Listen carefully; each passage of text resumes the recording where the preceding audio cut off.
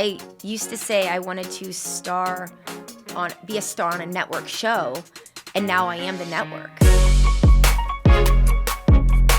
Welcome to the Top Creators Show. I'm Steve Bertoni here with Rebecca Zamolo. Thanks for joining us. Thank you for having me, Steve. Now, Rebecca, you are like a triple threat on social media because you have 18 million followers or subscribers on YouTube, super long form, and then you have 18 on TikTok, million followers on TikTok, super short form. I love that. That's very cool. Yeah, I actually started on TikTok, which was Musical.ly at the time.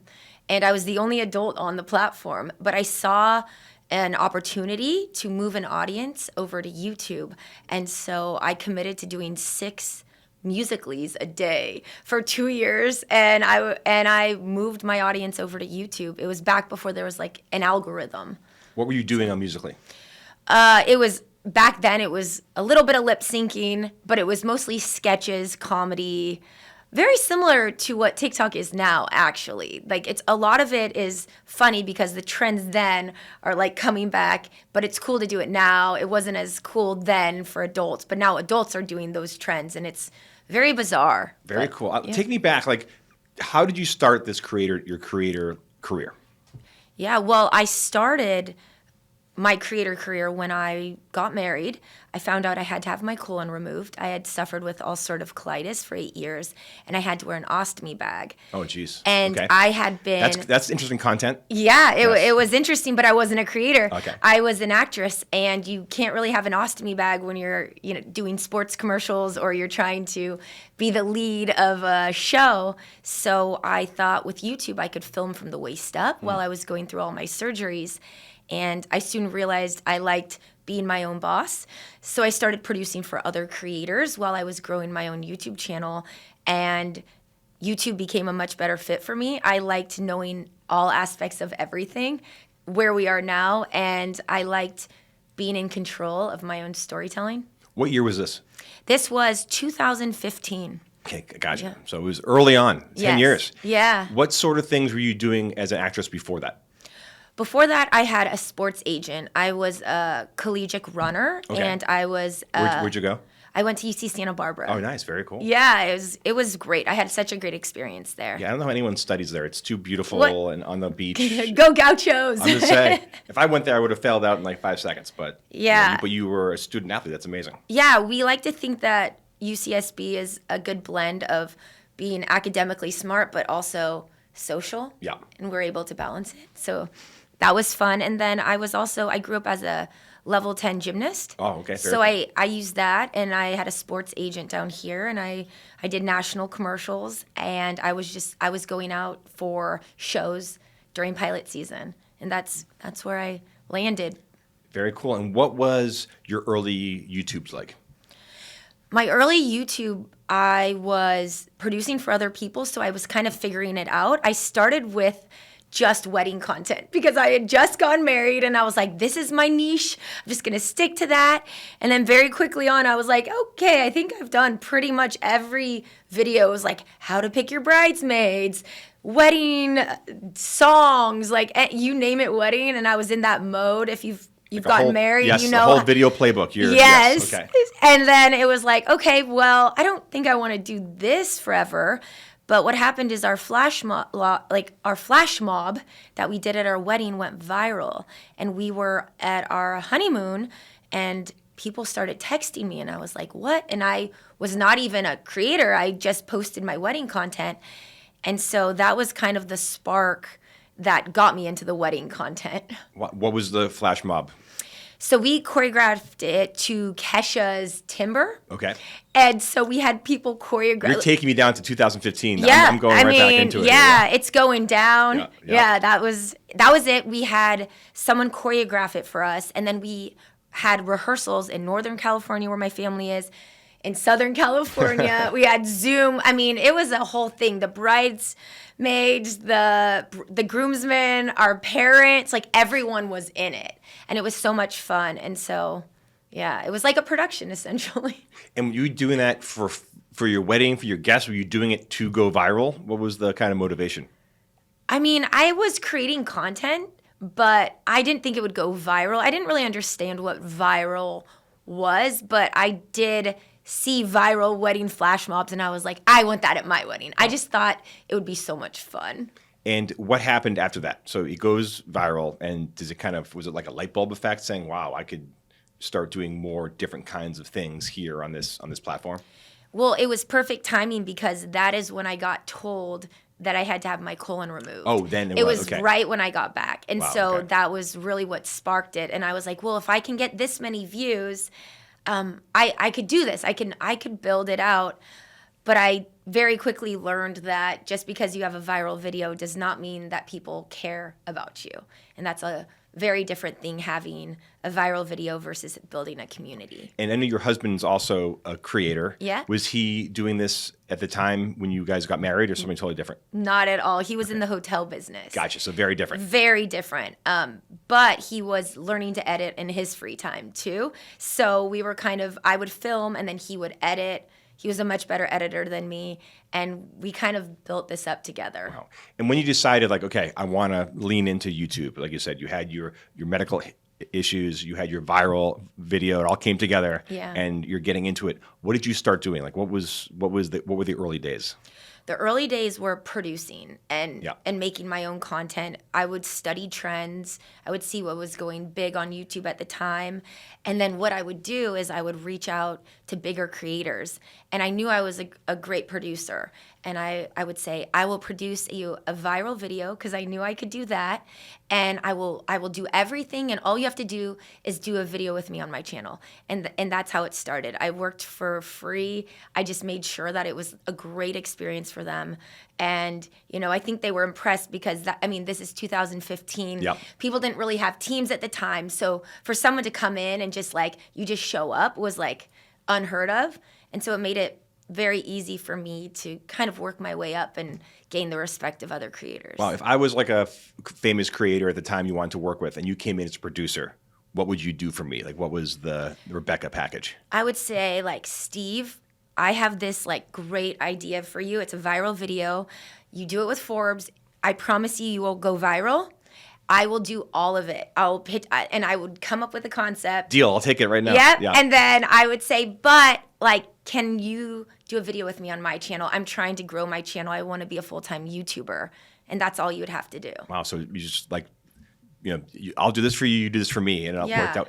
And when did, for you being a creator and being in front of the camera, when did that start kind of taking off? Really, when it took off was after I had been producing for a couple years. I went on to Musical.ly, and none of the YouTube creators at the time wanted to go on Musical.ly. They're like, I have my YouTube thing, but I saw that as such a big opportunity with new audience. And at the time on YouTube, it was very hard to break in if you were a new creator. It's easier now, but at the time, it was very difficult. You can't compete against someone with 2 to 10 million subscribers. And so I brought over a new audience, which made me grow very fast. And so by the 2017, I stopped producing. I went full-time on my own channel with 300,000 subscribers. I convinced my husband to leave the hotel business, and I hit 1 million within, I think, 3 or 4 months after that. That's incredible. How did everyone, I want to talk about Musical.ly and bringing your audience over, because I know a lot of people, like the rule of thumb, I'm being very general here, but it's like you use TikTok to get famous. Yeah. And then you bring your audience over to Instagram and YouTube to start making money. That's again, very loose rule of thumb. How did you bring your audience over to YouTube so successfully? Well, it was different on Musical.ly because there was no algorithm. Okay. So the more you posted, as you became bigger, it became easier because people just saw your content as you posted it. Whereas now with an algorithm, they don't see it. It's got to be quality. There's different rules. But what I did is I committed to 6 a day. There was a leaderboard back then. Okay. If I wanted to be number 1, I did 7. I knew exactly how many I needed to do a day to stay in the top 10. How'd you figure this out? It was easy because it was all based off likes. Okay. So I would just calculate if there was a bigger creator, if they did 1 and they got 500,000 likes, I could do 2 and get 600 if I, and so I just calculated it out. I was also the only adult. So these are all just kids having fun. And I was like, okay, I can't be too cringy and get number one every time because no one wants to see an adult on top. Okay. But I need to hit it at least once a week. But I always need to be in the top 10 because those are where companies are looking to. And as far as moving audience over, I just gave them a ton of content. So for every 6 videos, one of them was pushing people over. Okay. So it didn't constantly feel like a sales pitch. It's like, I've given you 5 videos today. One of them is telling you about my new video, but the others are not. So it didn't feel to the audience that it was inorganic. What was a day in the life like back then when you're doing 7 videos? Like, how would you come up with the ideas, all the shooting, recording? I mean, that's a full sprint right there. It was a sprint. So back then they had hashtags. Okay.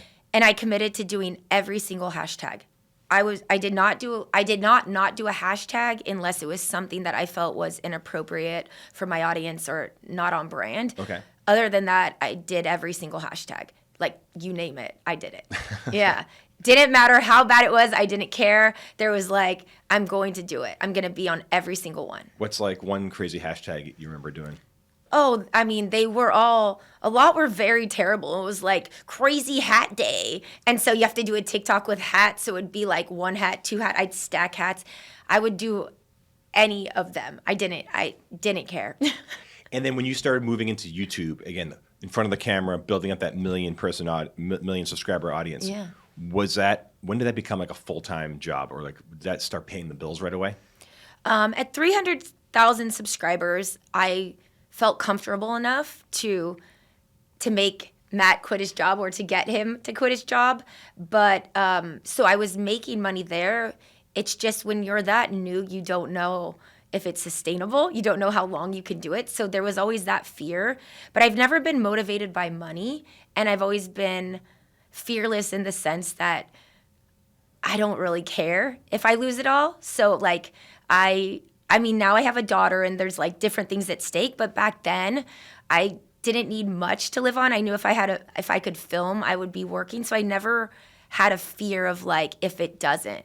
I always thought I would figure it out. And early on, I know you said you started doing with wedding videos, you ended with that. How did you start finding your voice and kind of finding the content you do now with like the games, the skits, the pranks? Yeah. When did that kind of come into fruition? Well, once I started bringing over my Musical.ly audience, I realized that they were a lot younger. So I was always someone that cared about who was watching my videos. So I definitely pivoted my content to make it for a younger audience because I felt like I had a responsibility, and I've always felt that responsibility. I'm the oldest child, so I've always had that. And so I thought, if this was my sister at the time, I didn't have kids, like, would I want her watching this? And to this day, all of my content is made with the intent of, I always ask the question, like, would I want my daughter watching this? Would I be proud? How do they feel when they leave after watching my content? And I hope that it only builds their self-esteem. I hope that it's something that parents would also enjoy, but also feel confident that their kid can watch it or whoever is watching it, and it's okay. What is kind of the age group demographics of your YouTube fan base? It veers both ways, but on YouTube, I would say 8 to 13 is like our sweet spot. Because in before this podcast, I read some profiles with you, and I think People Magazine was saying how your YouTube, or you told People Magazine that YouTube is like, 8 to 13, but then your Instagram and TikTok tends to be more like parents, adults, which is very interesting, like very hard to do. It's actually very interesting. We just had the data done for my YouTube channel. It turns out 71% of parents watch it with their kids. So it's definitely a family viewing experience on YouTube. On Instagram and TikTok, I've talked more about my personal journeys, my infertility issues, my miscarriages, and with that has come more of a mom audience. Also being a mom, I share a lot more of the personal content in the mom sense on that channel. Is that tricky? Being so, you're so popular on both sides, but kind of speaking to those two different audiences, is that hard to kind of flip your mind? Actually, it's not. It's I feel like we all have different personalities and or different parts of us that we like to share. And for me, I've always had a connection to the younger generation. I think after being sick and, when you're dealing with a life-threatening disease, you come out seeing life very differently. And I've always been inspired by kids and their outlook on life. And I feel like after being so sick and coming back and feeling like I have this second chance, like I felt like very kid-like in the sense of like everything is an opportunity. Everything is like so great because it's like better than being in a hospital bed. And so I've always connected to them on that. And I feel like I really want to make an impact on the next generation. So that's always been important to me. And then being a mom, I connect there. And when I've shared my struggles connecting with other moms, you feel so alone and helpless in those situations. And when you get to connect with other moms or hear their stories, you feel like you're not alone. So it really was helpful for me to have that other side and that vulnerability of not only myself, but the people reaching out to me and have that connection as well. It's like I do love the young generation, but I also love being supported as a mom. It's interesting to watch because your YouTube videos are very highly produced. They're like TV episodes. So that's a huge superpower of yours. But you also really connect and you share all your health struggles. You've shared your pregnancy struggles. Yeah. What goes through your decision? Because you could have easily just put those highly produced videos out there and been very successful. What makes you want to kind of open up and you really share your whole life and your family with your fans? I think it's connection. I think videos feel very empty if you don't feel like you're connecting. I think that we are all seeking connection, and I think connection can only happen with authenticity. And so for as hard as that was, with anything I've done, I also was very vocal when I had my colon removed. And I didn't have an audience then. I feel like that's when you become the most authentic, and I think that's when you form the most connections with your audience. Was that something you kind of debated before you did sharing, or was it just natural to you and you just kind of ran with it? It was, I definitely thought about it, but I also thought, how could I create this content without sharing my story? I would feel like I was living a lie. And I did keep it quiet for a long time. I mean, I was trying to get pregnant for almost 2 years.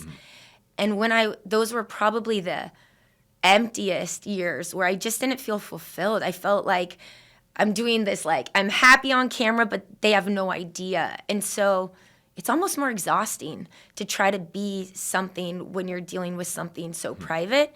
And once I was able to talk about it, it felt very freeing. That's very poignant. That's very interesting. Yeah. And like you said, you were felt like you were not living a lie, but Yeah. So you started after a few months, and you convinced Matt to join you, quit the hotel business, and you got 1 million subscribers, which is huge. But now you have 18 million. Yeah. Tell me about that growth, that climb. It was exponential, definitely. I think, what I really think did it was Matt and I decided to vlog. We daily vlogged for 500 days straight. And I think that really set us up for now because they got to see us every single day. They got to see a majority of our life. And I think that really connected them with us. Whereas now we don't daily vlog, but a lot of those people grew up with us. And we were like core memories for them, like over 2 years. And so I think that really catapulted us to be able to grow exponentially later, was putting in all of that time and really letting the audience get to know us back then. For our listeners who might have missed it, what would happen? Like, tell me about what the vlog was and what you and Matt were doing every day for 500 days.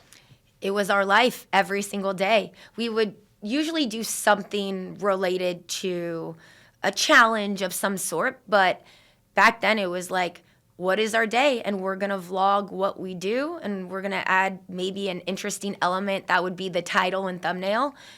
but it was just our daily life. And just film the whole day. Yeah. We would film, I mean, not every second, but Yes. it was, you woke up and it was like, okay, what part do we want to film today? What do we want to show? And it was exhausting. I would never do that now. Yeah, 500 days. It was a lot. I'm really glad we did it though. Would you film each other? Did you have a crew with you? We just filmed each other. This was like bare bones. We had one editor and we just did it all ourselves. And we're much bigger now, but yeah, back then it was very simple. You don't need a lot to connect with an audience. You know, that's the great thing. We all have iPhones. We can all edit on our phone. It's very easy for people who really want to do it to be able to grow. Was it hard with your spouse to be vlogging together all day long, or was it bonding, or was it like you got driving each other crazy? I can only imagine. Yeah. That's a lot of together. Yeah, it was, especially because we had never worked together before.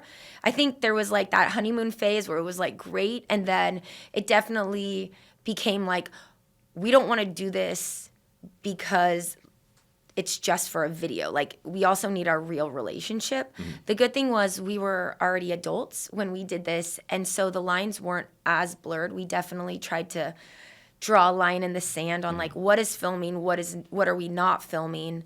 And we had been together at that point for over 12 years. Wow, okay. So I think that definitely made it better. Do I think it's healthy? No. Would I do it again? No. Was it better for our relationship to not daily vlog? 100%. And after that vlog, so you had 1 million followers, then you did 500 days. So that's almost 2 years or a year and a half. What did that get your follower count up to from there, subscriber count? Oh, I honestly don't know exactly, but I would say at least 5 million, and the other channel probably at least 2 million, 5-6 million. You and Matt both had like other lives and jobs before this jump. Yeah. What did your friends and family think when you started going full time as YouTubers, especially as you said you were the only adult on Musical.ly? Yeah. And then suddenly you two were the couple filming each other all day long for 500 days. Like, what did everyone think? Well, I know my mom was concerned. She was, especially when Matt quit his job, she was like, she did not understand it. And she was like, I think this is a bad idea. You don't need to listen to my daughter. Like, please stay at your job. She is crazy. But I think over time, they've definitely like gotten used to it. And now they understand what it is. In the beginning, it was like, what are we doing? Why are we filming these things? You just like make videos. Like she's like, I don't know what to tell my friends what you do. Like, you just like film on your phone and like wear wigs and like weird things in a video. And so it definitely took them a while. But actually now, having them over years, just seeing how hard we've worked, they definitely respect it. They definitely know we work very hard. And I think they're very proud of me. Yeah, that's awesome. They're also probably like the hippest grandparents around because they're in on what's happening in YouTube and TikTok. Honestly, no. My mom is like, they still don't really understand it. Have they made any cameos on your show? I mean, yeah, absolutely. They have been in vlogs, but my mom always acts crazy. Like, one time we got out of a movie and we're like, it was really good. What do you think? She's like, hey, baby. And I'm like, okay, we're not putting you in content anymore. You're done. You're out, Mom. Sorry. Yeah, I was like, why don't you just act normal? She's like, I don't know. Was there one video or one piece of content you look back on that kind of changed the game for you? I mean, or was like a big break, or maybe started another, way of things. Well, yeah, I think that. Well, first off, the flash mob was really that moment that gave me the confidence that when I was in such a vulnerable place, thinking like, what am I gonna do with my life? Everything I wanted to do, I don't know if I can ever do again. And so that was definitely a shift where it was like, it's YouTube or nothing. Like, I have no other option. That was what I thought in my head. Now, obviously, I did have other options, but that was it. And then we created a Game Master series, and this was like with solving clues, and there were bad guys, and it was this series that took off. And really, it just started when we were trying to connect videos and tell a story and make something interesting. I've always been obsessed with escape rooms. and we essentially created an escape room in real life. And I just thought, what I love about escape rooms is that everyone thinks differently. And I always think in school, you're taught to think one way, but in an escape room, everyone's ways of learning are rewarded. For instance, I'm very visual, so I can see a color pattern on a wall and put it together. But someone who's very mathematical, that makes no sense to them. Mm-hmm. And so you really need each other to work together. And I love that. And so we tried to create that in our videos. And my hope was that it led the viewer to feel more empowered, that they weren't dumb, that they thought differently, and also realizing that we all think differently, but together we can solve things. It's not one mind, it's many minds. And so you did that first video, and it took off and started you have a whole new channel and series. Yeah. And now you have games and you have apps all based on that. That's wild. And it just became it started from your love of escape rooms, and you decided to put it on YouTube. Yeah, I think I always create my content with the mind, in keeping the viewer in mind. And with a young audience, I was like, what do they need? And a lot of kids struggle with confidence. So I was like, why can't we create something that makes them feel empowered? Why not let them see clues? And I don't find it, I'm okay looking dumb on camera if it makes them feel better. And so a lot of times they'd figure things out before we did in our videos, and it made them feel good. And hopefully those kids now feel smart when maybe they were made to feel dumb in school just because they thought differently. And so we were hoping that this would be a way to empower our viewer, keep it more interactive, so they weren't just staring at a screen, but they felt like they were a part of our journey with us. How do you create the games and secrets and traps and puzzles? A lot of escape rooms. I can't reveal all the secrets, but many days were spent just constantly creating this world. I've always been inspired by Marvel type movies that are able to create these universes. And I really wanted to create that on YouTube for our audience, something where they felt like they belonged to something, and also something where things in one video connected to the other videos. So I just have a lot of fun with that kind of stuff. So cool. You're a content creator, you're a filmmaker, you're an entrepreneur. How do you make money? So a lot of our money is made off of AdSense. We are older too, so we have invested a lot of our money. Mm-hmm. We have a lot of Airbnb properties, so real estate is another passion of ours. Okay, cool. So we have a lot of real estate properties that bring in income. See, Matt's going back to his hospitality days. He's back to the hotels, the Airbnb. And we sell merch.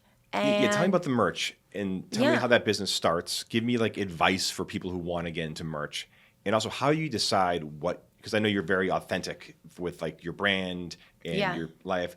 How you decide what to sell? We study what our audience likes. There's a lot of stores that I know my audience likes, and I like to go in and look at it and study it. And actually, Matt's mom and brother run our merch site now. Okay. So she's constantly going in and just observing our age demo and just seeing what they like. We talk to them, and then she actually reached out to and sourced China. She would reach out and just source all of this stuff so that we could bring it back. So it was done bare bones too, family run. And that's how we've built our merchandise. Wow. Give me some examples of some of the merch. Well, we have lip gloss, okay, which is very popular. We obviously have T-shirts and hoodies. We have Zamfam bling clips. And that was actually his mom that was these things are selling like crazy. I really think that we should do one. And we did, and they did really well. We have beanies. We have a lot of accessories. We have little purses. Yeah, we're constantly evolving with the merch and just trying to bring new things out. And how about brand partnerships? So we do a lot. Well, we have our own line of bows and a board game in Walmart right now. Okay. And that was a licensing deal. And as far as brand deals, we haven't focused as much on brand deals. We will get back into it, but I have been creating my own line. So this last year, my focus was on creating my own line, Molo, which is a fertility line. Okay, tell me about that, because I love when people come up. I've had Danny Austin on the show. Yes. And she was telling me Divvy and how that came from her personal experience, and she suffered with hair loss and was very open about it to her fans. And now that company's going gangbusters. Yeah. Tell me about yours. Well, Danny is actually a big inspiration for me. I've listened to her on numerous podcasts, and I struggled with infertility for 2 years, and I had multiple miscarriages, but the last one was definitely the hardest. Was about to hit 9 weeks. And so that was just like the farthest along that I had gone. I'm so sorry. Yeah, it's tough. It was a very dark time. But a nurse came to me. She was the head of the IVF clinic, and she talked to me, and she was like, what are you taking? And I was taking a prenatal, and I took maybe a couple others, but I didn't really know. And so she gave me a list of vitamins. She's like, you need to take these for at least 3 months before you do it again. Okay. You need these vitamins in your body. And Yeah, like prep your body, yes, get it ready. It's very important, and especially with the foods we eat, we're not necessarily getting the right nutrients. Infertility is only increasing. We're waiting longer to have kids. So everything is making it harder and harder to have kids. And so I took these. Also, I had no colon. They told me it would be hard to have kids. Yeah. So I had all of these things against me. And I did what she said. And I was taking 14 like giant pills. I had no idea. I was like, okay, I mean, I'll do it. I'll do anything at this point. Yeah, every morning you have a giant cup of water. Yeah, and it was painful. I mean, these pills are like not small. I would like choke on them. I was like just every day so painful, but I did it. And I got pregnant, and I was able to stay pregnant. And these nutrients are so important. And I didn't understand. I was like, so you tell your patients to take this? And she's like, yes, absolutely. I was like, why don't they? She's like, it's just hard. It's uncomfortable. Women don't like taking 14 horse pills. No one does. I was like, why can't we make it easier? And that's where Molo came to be. Molo is a fertility line that encompasses all of those supplements that I took to get pregnant, that is recommended off research, backed by research, that women should be taking at least 3 months prior to getting pregnant, also while during pregnancy. And a lot of women just don't know. And so we made it into a powder form now that you can drink.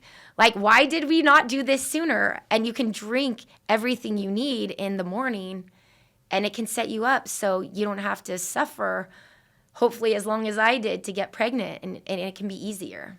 You have you're very busy. You have your whole media empire, and now you're getting into the nutrition supplement game. How did you do this from scratch, and how did you kind of carve out the time for this? Well, I'm obviously not an expert.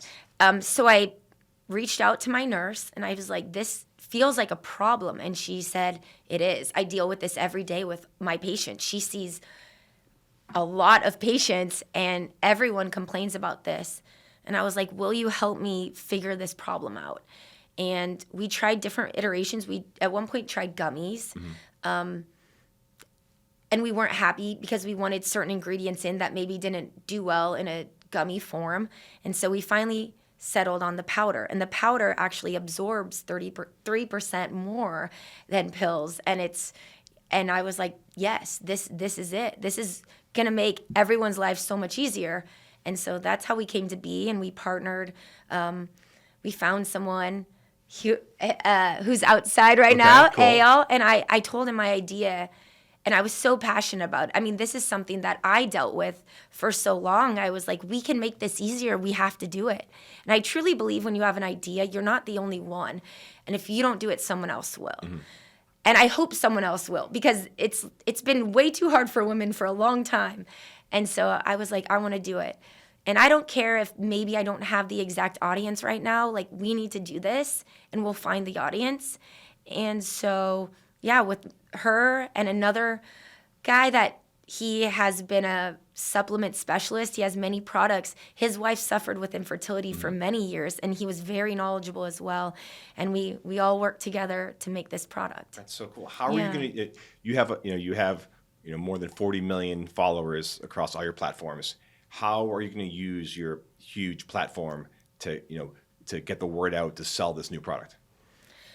I mean, on my YouTube channel, it's a lot of families. So, I mean, connecting with the moms will be the most important thing for this fertility line. Obviously, their kids are not having the fertility line. They don't need it. But reaching out to them, we have TikTok, we have Instagram. We are also working with other influencers and bringing them in that have that right audience, talking to people like you to spread the word. And I really want to make an impact on women's fertility. When you create a video now, take me through that process because it's highly produced. I saw one you did 100. You're still sprinting. You did 100 jobs in 24 hours or something like. How do you, Matt, take me to from the start to the finish of having an idea for video, how you shoot it now, just take me through that whole the making of video of your videos. Yeah. So the most important thing is the title, the concept, and the thumbnail, so the packaging of it, right? Because if you have a great video but you don't have the right title and packaging, then no one's going to see it. So we work hard, and we're still constantly working on the title, what our audience wants to see, keywords. A lot of other creators have similar audiences, so studying what other audiences have done that have done well and pulling from that to create our own content.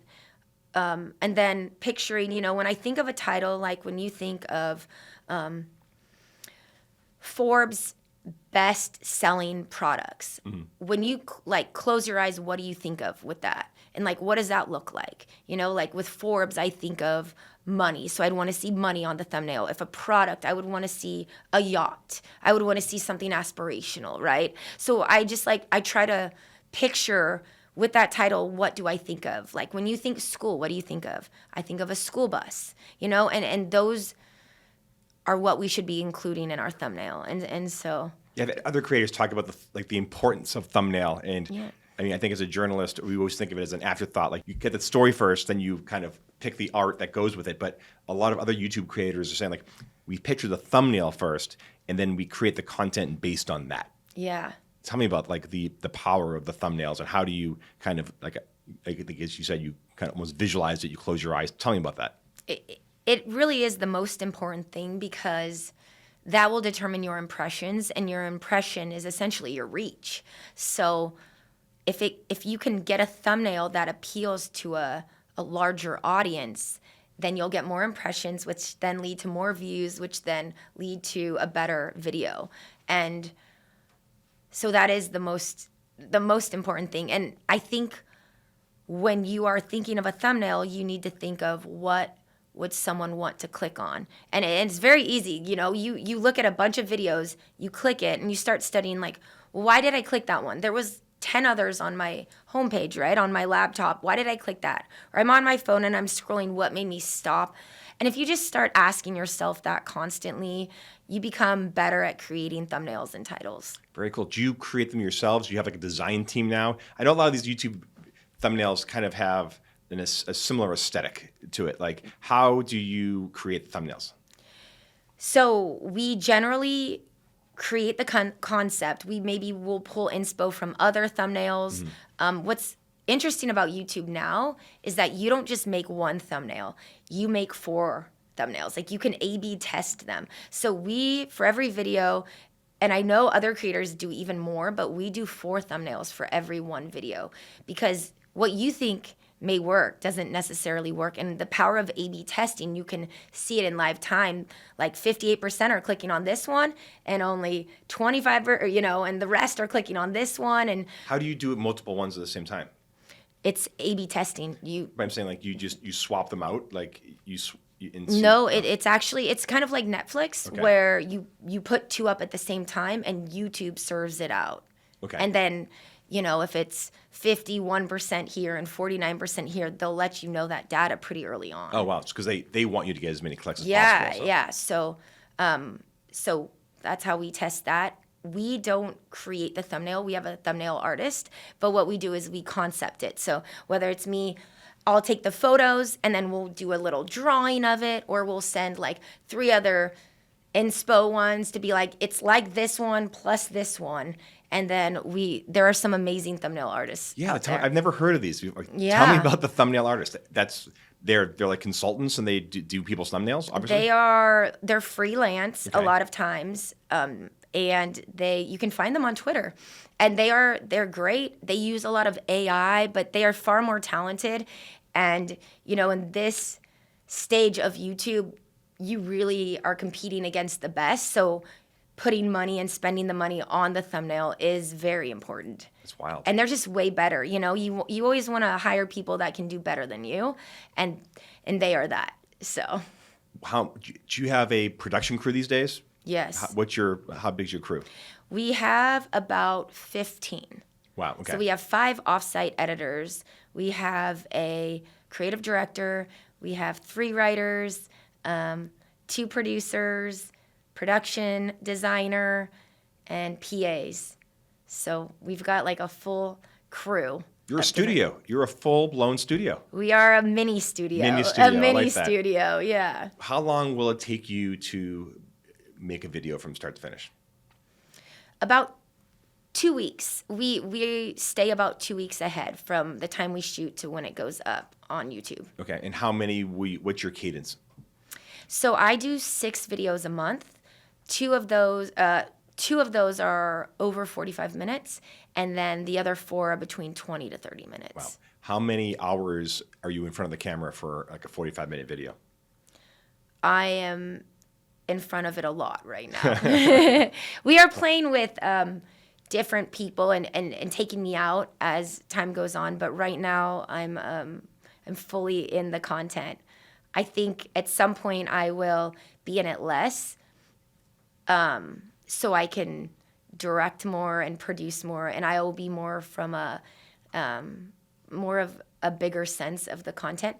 We also, not only is it 6 videos a month on my channel, but we do a 20 a month total on our 3 active channels. We have 7 channels total, and we are playing around with bringing other people in and taking me out, just so I can focus on the bigger picture of the brand. Will a 45-minute shoot, a 45-minute video, would that be like 5 hours on camera? Like what's kind of is there a ratio? Our shoot day for a 45-minute video is probably 3 8-hour days. 3 8-hour days for 45 minutes. Mm-hmm. That's incredible.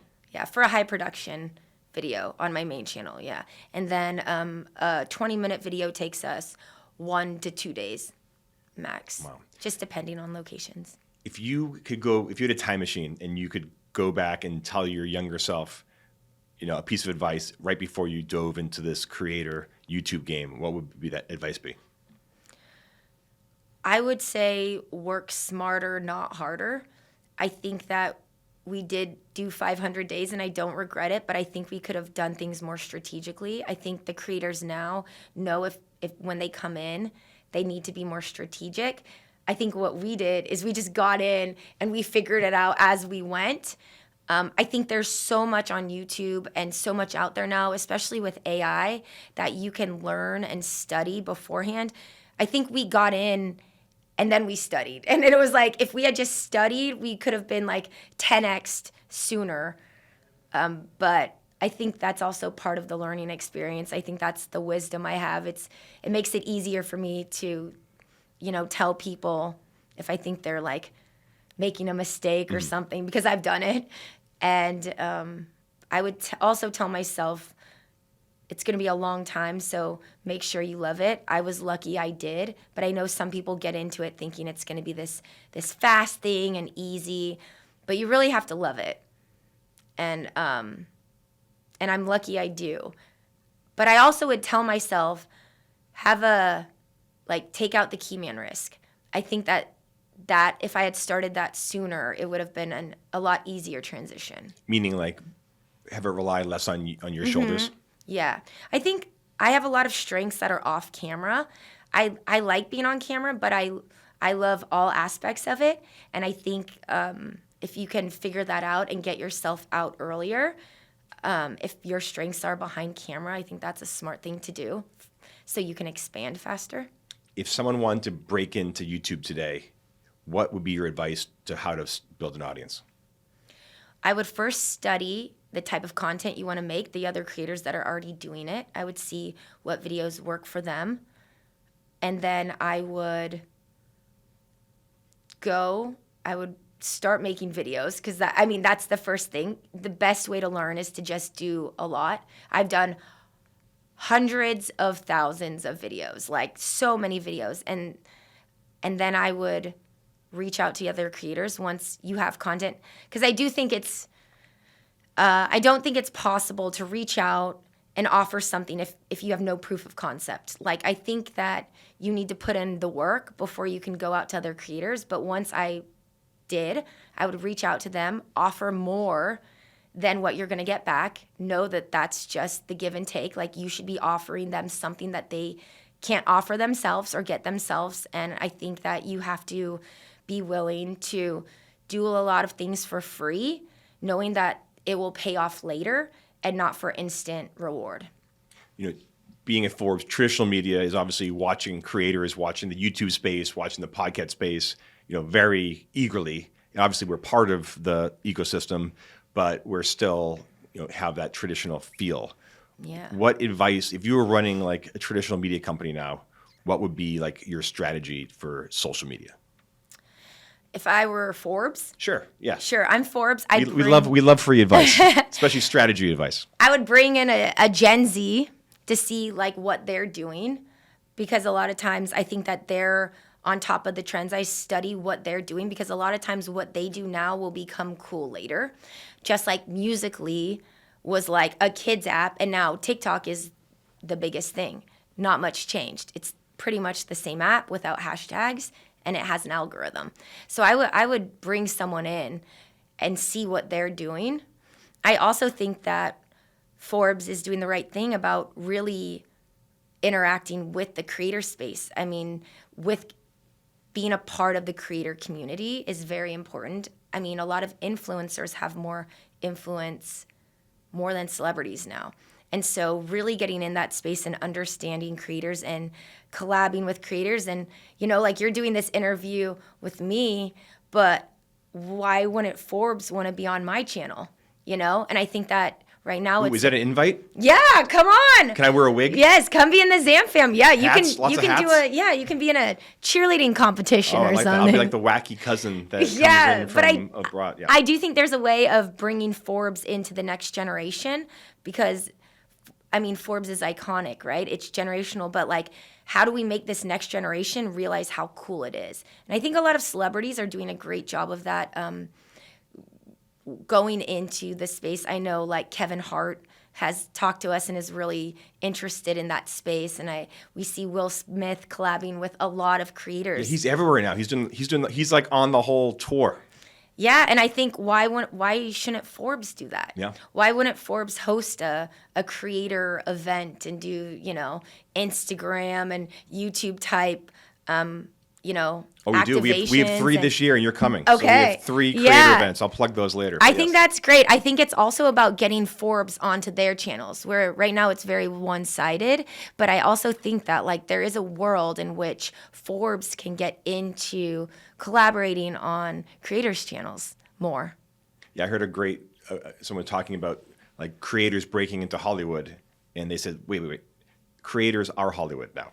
Which is true. Like the whole idea of like the otherness of creators and show business, it's all show business now. Yeah. It's fascinating to watch. Yeah, I used to say I wanted to be a star on a network show, and now I am the network.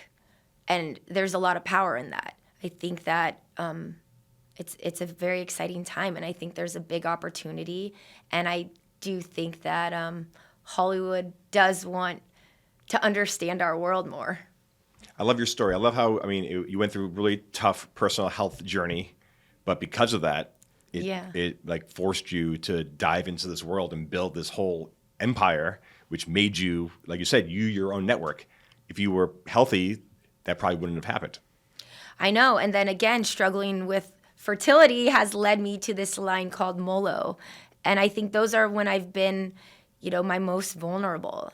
And I think that's very powerful. I think a lot of people are afraid to be vulnerable, but some of the biggest successes can come out of it, even if you don't know it right away. That's a perfect spot to end. Well, thank you for having me. I want to thank Rebecca Zamolo for joining Forbes Top Creators. Thank you for having me. Thanks.